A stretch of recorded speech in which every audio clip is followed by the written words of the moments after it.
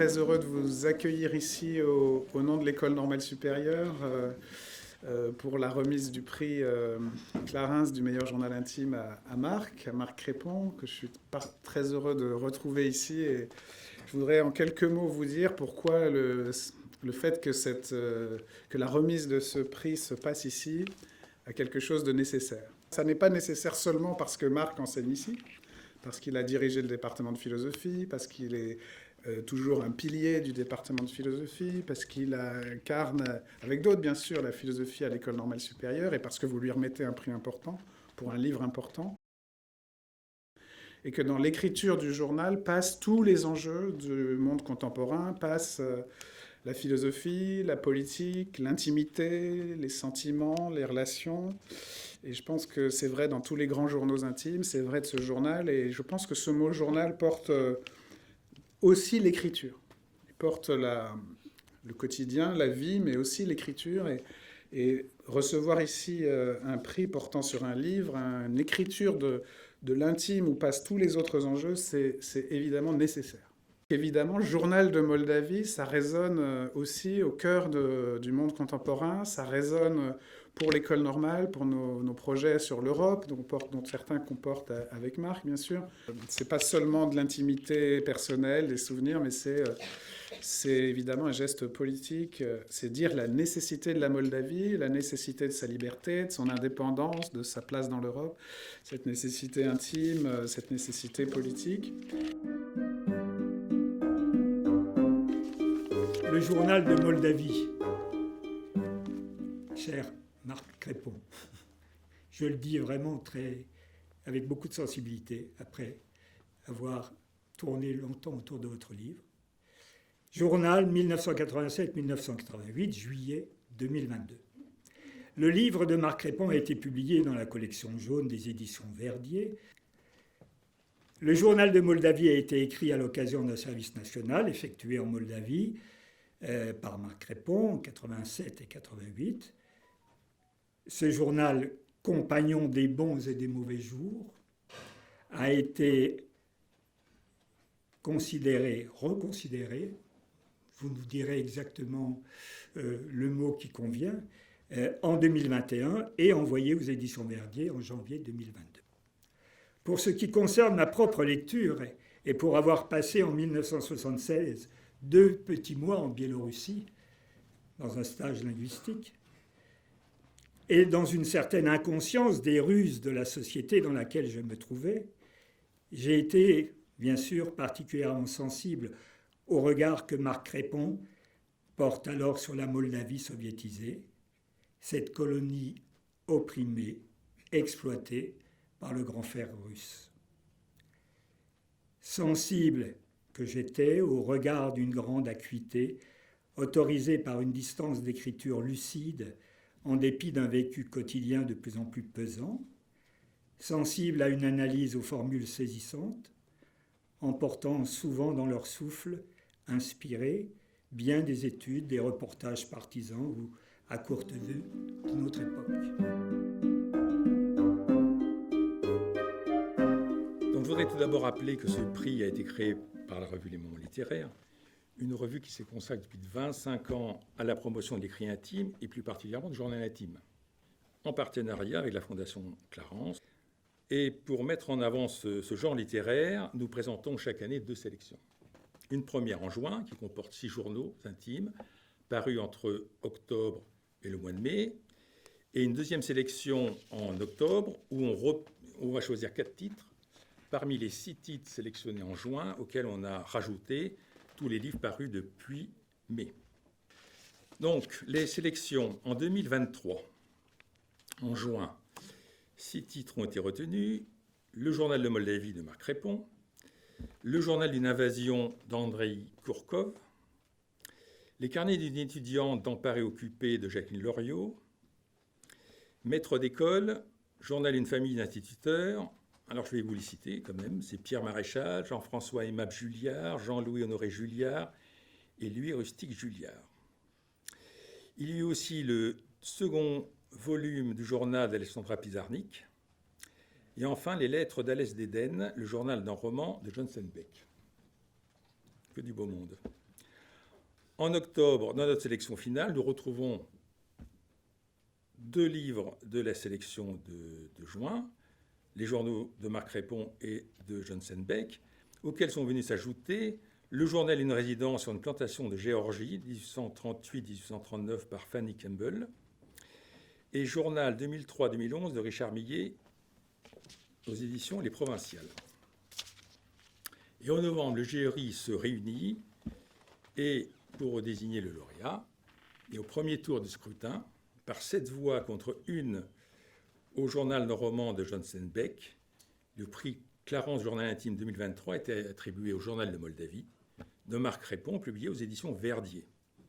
Et je suis heureux de remettre au nom des membres du jury le prix Clarence Journal Intime à Marc Répon.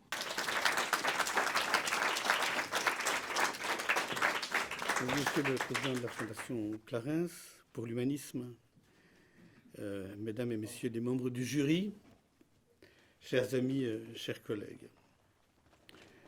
Depuis bientôt 40 ans que j'ai franchi pour la première fois les portes de cette école, sans imaginer alors que j'y passerais la plus grande partie de ma vie active, il m'est arrivé 1000 fois de prendre la parole dans toutes les circonstances possibles et imaginables. Mais je crois bien que c'est la première fois que je le fais pour adresser un discours de remerciement, et plus d'un remerciement en vérité. Je voudrais d'abord adresser mes remerciements à la Fondation Clarence elle-même, en la personne de son président. Je connaissais depuis quelque temps l'existence de ce prix dont un ami m'avait parlé, mais j'ignorais son lien avec une fondation dont l'objet explicite est de défendre des valeurs humanistes contemporaines face au nihilisme, en valorisant de grandes œuvres philosophiques, littéraires et artistiques qui en sont l'expression. L'apprendre ces derniers temps n'a pas peu fait pour contribuer à la fierté que j'éprouve en recevant ce prix. C'est une raison supplémentaire pour moi de remercier les membres du jury d'avoir prêté toute leur attention à ce journal de Moldavie et donc d'en avoir fait le lauréat du prix 2023 du journal intime. C'est aussi la raison pour laquelle, après avoir un instant hésité, je me suis rangé à l'idée du président du jury, Gilbert Moreau, d'organiser cette remise de prix dans les salons de l'École normale supérieure. Et je remercie son directeur, mon ami et mon collègue, le philosophe Frédéric Worms, avec qui beaucoup de ces 40 années fut partagé, de l'avoir accepté. Pourquoi était-ce finalement une bonne idée ? Parce que c'est peu dire qu'en passant directement à l'automne 1987, des couloirs de l'École normale supérieure, de ses salles de cours, de sa bibliothèque feutrée, de son internat, en passant donc directement de ce lieu protégé en Moldavie, j'arrivais dans un pays où ces valeurs humanistes n'avaient cessé d'être mises à mal depuis plus de 40 ans. Et ce que je devais découvrir dans les pages de ce journal conserve la trace, ce qui devait me bouleverser et me bouleverse encore quand j'y songe, avec une infinie gratitude pour tous ceux et celles que j'ai croisés durant ces années-là. Eh bien, ce qui devait me bouleverse encore, tient à 2 expériences, autant à l'une qu'à l'autre, comme le versant sombre et le versant lumineux d'une même médaille. D'un côté, la destruction nihiliste de ces valeurs, la brutalité des rapports sociaux, du contrôle de la population, de la surveillance et de la délation qui les manifestait. De l'autre, leur résistance dans des pratiques d'hospitalité, des gestes d'attention et de secours, qui étaient autant de contradictions apportées à la destructivité du régime. Des moments de vérité et des heures de liberté. Quelle liberté ? Celle de s'approcher, de se parler, de se rencontrer, de s'aimer, qui étaient autant de défis apportés au règne de la servitude et du mensonge. Je me souviens de ces premiers mois de l'année scolaire 1987-1988, désarmé, profondément désorienté, isolé, sans la ressource d'un proche, d'un ami à qui me confier, mais pas tout à fait démuni pour autant. Je me souviens de ce journal comme d'un substitut à toutes les lettres que je ne pouvais pas adresser, aux appels que je ne pouvais pas donner. Je me souviens de son écriture de survie comme d'une bouée de secours pour garder, grâce aux mots qui sauvent, le cap de ses valeurs humanistes, que des années de lecture, l'histoire, la littérature, la philosophie, telles qu'on les cultive dans cette école, m'avaient appris à tenir.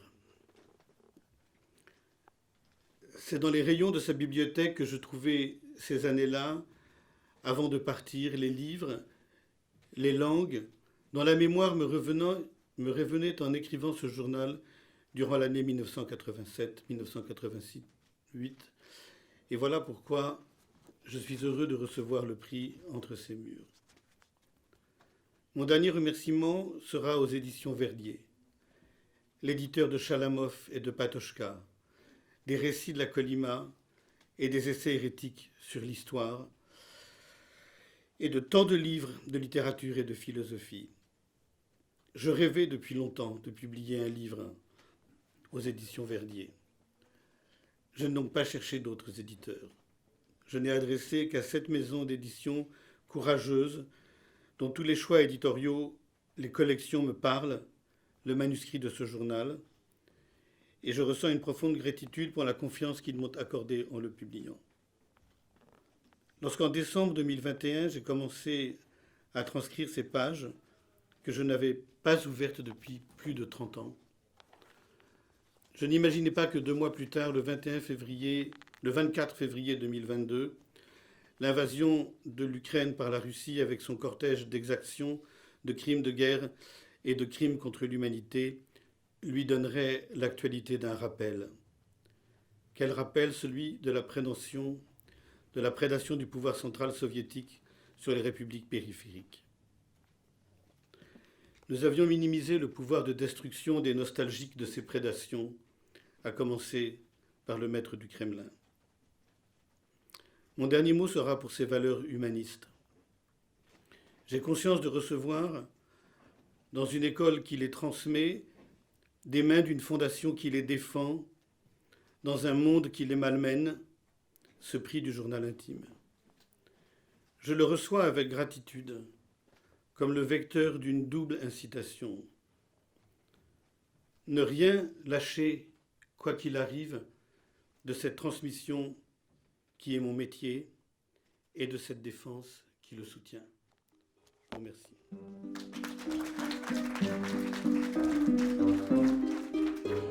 Je suis ravi et très content pour Marc